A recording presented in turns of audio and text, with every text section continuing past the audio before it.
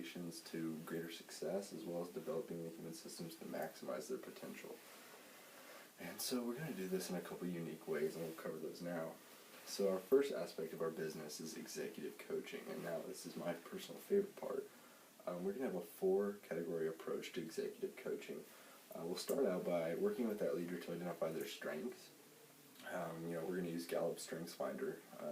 They'll take the assessment, get their top 5 back, and then we're going to dive into that. We're going to discover where they see these appearing in their life and why, and get some greater understanding until they own them and accept those strengths as their own. And that'll really be the first step in this process. And then from there, we'll move on to personal development and finding a greater understanding of who that leader is and what put them in that position and how they can be the most successful. So we'll use a personality assessment. We'll use Myers-Briggs because this is a huge part of understanding yourself and how you work. And then we'll also identify values, morals, and standards. So that way when we get into that discussion on making ethical decisions and using your morals and values to lead, they'll have that concrete understanding, will form their own moral code of ethics or their own credo that they'll live by and work by. And then from there we'll move into diversity training, where we will use the IDI assessment, which is something that's relatively new. It's really interesting. You'll take an assessment at the beginning and it'll tell you where you land on the spectrum of accepting and understanding diversity in other cultures. And so after that we'll dive into understanding themselves and what shaped them and where their culture comes from and where they get their cultural norms and expectations.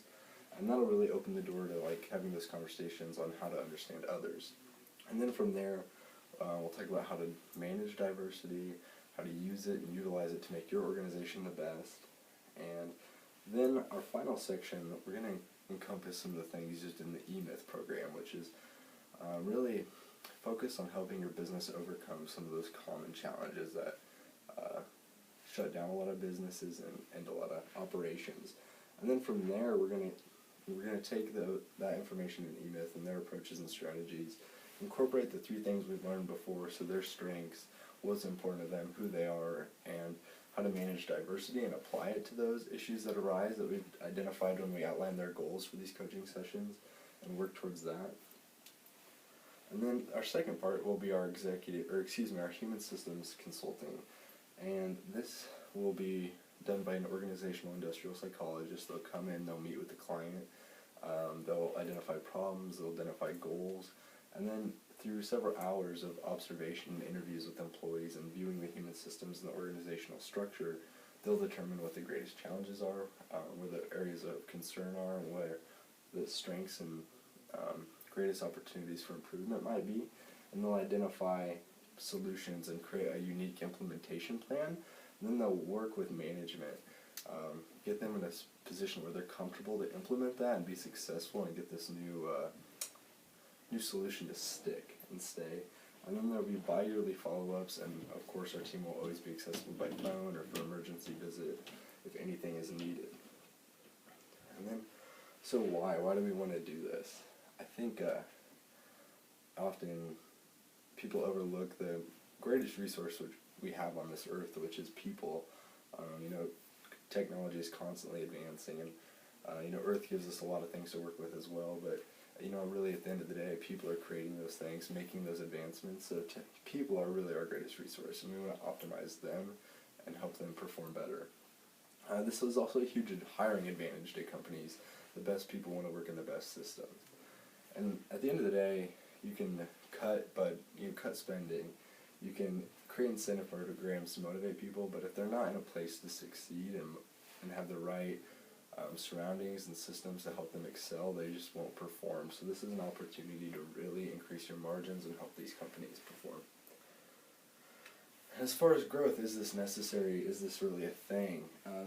According to the SIOP website, which is Society of Industrial Organizational Psychologists, OI Psych is expecting a 53% growth in the next decade, which is huge, especially in psychology. And then as far as coaching goes, this is something that's been around for a long time, but recently started booming up. And here in North America, there's already 14,000 coaches, whether it's life or career coaches. And that industry is already generating over $700 million. This is huge. And as far as who we want to focus on and who we want to serve, we really have three main groups. And that first group is going to be large public school systems. This is really where the idea came from. It was our initial target, but we saw the opportunity, so we branched out into other areas. So large public school systems often, at the end of the day, have one superintendent who's managing an organization with several tens of millions of dollars in funding, really no different than a large corporation. And these people typically just have an education background and aren't ready and prepared to handle those adaptive challenges that arise with the responsibility. So we want to work with organizations here in Nebraska to start out with, like Omaha Public Schools, Lincoln Public Schools, North Platte, Kearney, those places that have several large schools as a part of it. So there's a lot of interdependence and diversity, and they'll really benefit from our service. And then our next target is medium to large businesses, which is anywhere from 100 plus employees. Here in Nebraska, looking at some local potential clients, HDR, which is an engineering firm in Omaha, Sandhills, Aurora Cooperative, CHS. There's a huge ag sector here which we could tap into. And agriculture and leadership tie really closely in our state because of our unique ag ed leadership program. And our third focus is going to be accredited four-year universities or colleges. And what I found through my research and studies is it might be best for us to avoid land grants just because they receive more government funding, and often getting them to seek out and use these services is harder just because there's more red tape they have to go through for funding. So we're going to focus on those schools that still have a large student base, have the funds, and have the opportunity to improve, like Concordia, Wesleyan, Chadron, Wayne, Peru, Doan's another one, Creighton. These schools really want to provide the best experience to students, and by maximizing what they're doing and optimizing their systems, they're able to provide a better experience, and that's where the greatest benefit comes for them. As far as market acceptance, when I first got this idea, I interviewed 22 school board members, and the feedback was great. I had several questions, and through all these questions, a couple common themes arose. And the first one is, every one of these board members said they think their leadership is exceptional in the areas of education and, curriculum development. They think they're going down the right path there, but they also agreed that when it comes to the nitty-gritty leadership, managing people, managing logistics, overseeing a huge organization, handling diversity, they could use improvement, and they would like to see them improve in those areas. So the need is there, the demand is there, and all but two said they would be more than excited to bring this up in a school board as a proposed potential investment, which I found very good. The two that said they wouldn't were actually on the same board, but there's a lot of interest and potential opportunity there. And here I've attached our strength, weakness, opportunities, and threats analysis. And so you'll see strengths. A lot of the people working in this will be millennials, and millennials love to telecommute. They love the flexibility, so we have a huge hiring advantage. We're also uniquely vertically integrated in our system that we're offering. So you're getting that bottom up human systems solutions as well as like the top down leadership solution, and no one else is offering that. There's little competition in this niche. I haven't found anyone else who's offering this kind of service, and there's a high demand.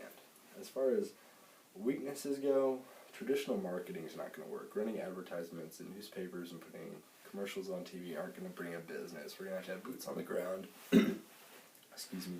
door knocking, going door to door, getting not door to door, but school to school, speaking with school boards, attending conventions, meeting the people, selling ourselves.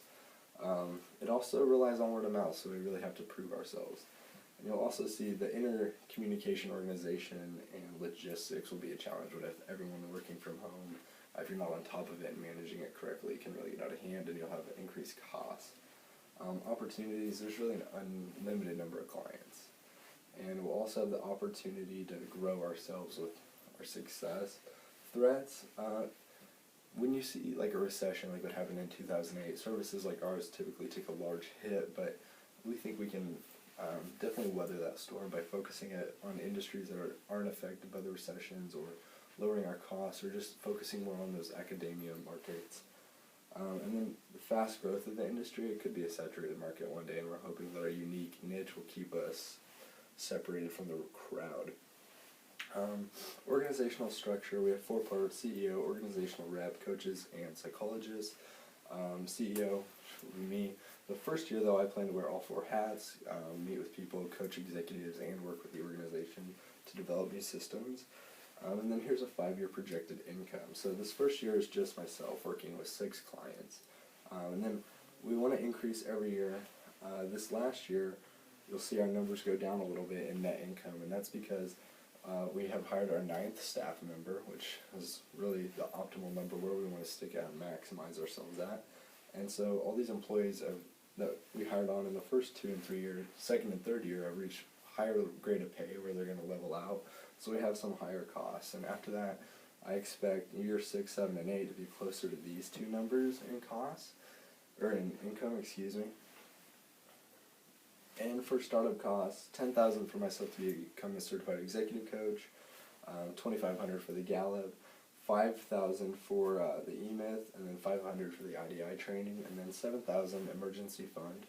And so that'll bring our total to $25,000, which we will seek in a small business loan, which we'll pay back over 5 years, hoping to get interest levels in at 6%. I found some opportunities to get government subsidies on small business loans like this. I can bring that number down, keep it around 6, maybe even lower, which will put us at about a monthly payment of $438. Like I said, I'm Colton. This is my business executive direction consulting. Thank you for listening.